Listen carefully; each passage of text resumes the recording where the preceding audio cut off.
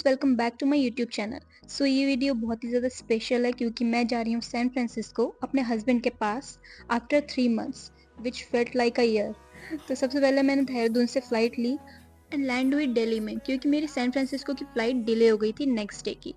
उसके बाद सीधे गई मैं अपने होटल और शाम को मैं अपने फ्रेंड्स से भी मिलने गई थी। इन क्यूट से अद्वैत के साथ मेरा बहुत अच्छा टाइम स्पेंड हो गया। किसी ने नहीं बोला।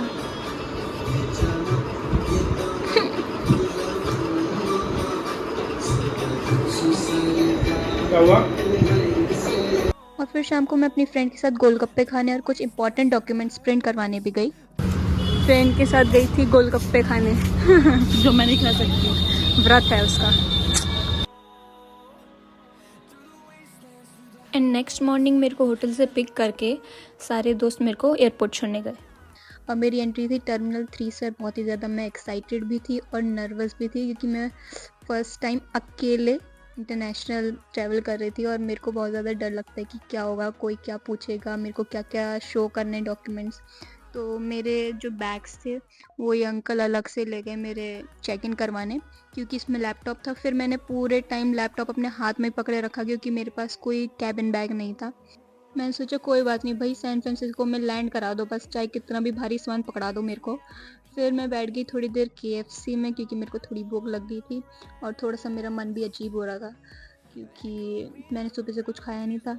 उसके बाद फिर मैं चली गई अपने बोर्डिंग गेट में और जाते जाते मैंने स्क्रीन चेक कर ली कि कहाँ से मेरा डिपार्चर है और मैं सही गेट में जा रही हूँ कि नहीं। तो सबसे पहले तो उन्होंने 7 बोला, मतलब मेरे बोर्डिंग पास में 7 गेट नंबर लिखा था तो मैं 7 में ही चली गई थी।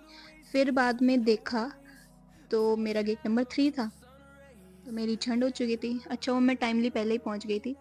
फिर 7 के बाद मैं 3 में चली गई।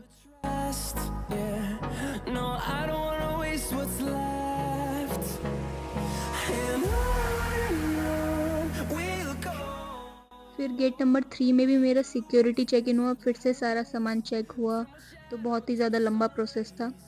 उसके बाद फाइनली मैं अपनी फ़्लाइट में बैठ गई थी और बहुत ही ज़्यादा अच्छा फ़ील हो रहा था क्योंकि सारे जो हेडेक था, जो भी डॉक्यूमेंट्स वाला, इमिग्रेशन, सब कुछ हो चुका था।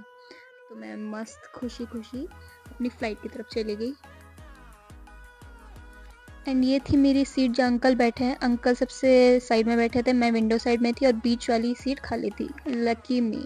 उसके बाद हमें क्या क्या मिला, हमें एयरफोन्स मिले, ब्लैंकेट मिली, पिलो मिली और ये कुछ साइड में रिमोट टाइप था वो जो काम नहीं कर रहा था। तो मैंने ये सब देखा क्योंकि वहाँ बहुत ठंड होती है ना, मतलब फ़्लाइट में मेरे को बहुत ज़्यादा ठंड लगती है। तो अच्छा हुआ उन्होंने मेरे को कंबल भी दे दी थी। वैसे तो मैं ट्रैक सूट पहन के गई थी, रेडी फॉर इट। और मैं सबसे बड़ी पागल, मैंने अपना चार्जर चेक इन बैग में डाल दिया था और मेरा फ़ोन में उतनी बैटरी नहीं थी। तो मैं पूरे टाइम फ़्लाइट के टीवी में ही गाने सुने, मूवीज़ देखी, लेकिन मज़ा आया। पहले मैंने BTS के गाने सुने कुछ, फिर थोड़े बॉलीवुड सुने, फिर मैंने 2 मूवीज़ देखी, एक विली वोंका और एक ड्रीम गर्ल 2।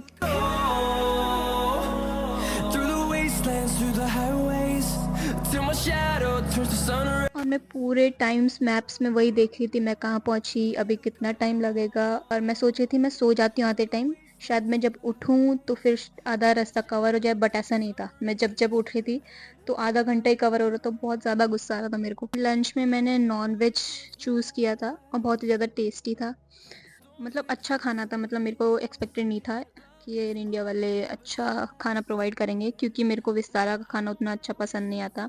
और बीच बीच में अच्छे अच्छे व्यूज़ कैप्चर कर रही थी। फिर डिनर में मैंने सोचा कि वेज मंगा लेती हूँ और मुझे बिल्कुल भी पसंद नहीं आया वेज वाला खाना, तो फिर मैंने आधा वेस्ट कर दिया, सॉरी। फिर बार बार मैं मैप्स में देख रही थी कब मैं वहाँ पहुँचूँगी, कब मैं लैंड करूँगी। तो आधा का रास्ता मैंने कवर कर लिया था, बहुत ज़्यादा खुशी हो रही थी और रास्ते में बहुत अच्छे अच्छे व्यूज़ भी आ रहे थे। एंड फाइनली मैं पहुँच गई थी सैन फ्रांसिस्को और मैं इतना ज़्यादा, मतलब कोई इमेजिन नहीं कर सकता मैं कितनी ज़्यादा खुश होती है जब मैं लैंड हुई। तो ऐसे धक धक हो रहा था क्योंकि मैं इतने टाइम बाद अपने हस्बैंड को देखूँगी, हैप्पी किड। लेकिन इतनी आसानी से नहीं क्योंकि इमिग्रेशन वाले जो एरिया था वो इतना ज़्यादा क्राउडेड था, लेकिन इमिग्रेशन ऑफिसर बड़ा अच्छा था। उसने बहुत अच्छे से बात करी, अच्छे से क्वेश्चन पूछा, बहुत ज़्यादा फ्रेंडली है यहाँ के लोग। मतलब जब जब आई कांटेक्ट होता है ना, सब स्माइल पास करते हैं, बोलते हैं good morning, have a nice day. And introvert me try to avoid eye contact क्योंकि मुझे लगता है मैं देखूंगी नहीं तो बात ही नहीं होगी। तो मेरे को लेने आ गया था, मैं बहुत ज़्यादा हैप्पी थी और लड़के लोग तो शो ही नहीं करते का वो भी अंदर से खुशी होगा ही नो। तो इतने अच्छे व्यूज़ के साथ मैं बैठ गई थी मस्त कार में, उसके बाद वेट कर रही थी कब मैं घर पहुँचूँ और कब मैं सुकून भरी लाइफ़ जिऊँ। एंड एट लास्ट हम पहुँच गए थे घर और उसने क्यूट से सरप्राइज़ के साथ मेरा वेलकम किया।